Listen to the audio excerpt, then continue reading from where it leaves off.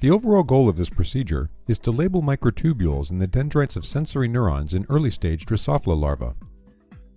This is accomplished by first pinning down a larva in a magnetic dissection chamber, then quickly dissecting it into a larval fillet. Then, still in the magnetic chamber, the fillet is immediately fixed and immunostained. The final step is to mount the tissue.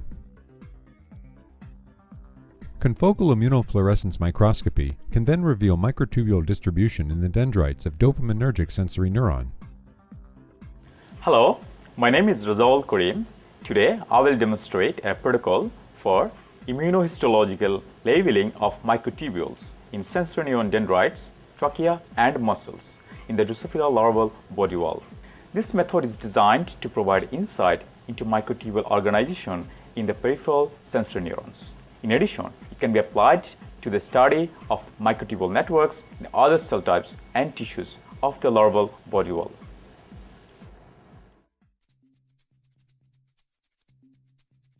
Before beginning, it is critical for the success of this protocol that fixative is made fresh immediately before the start of this protocol.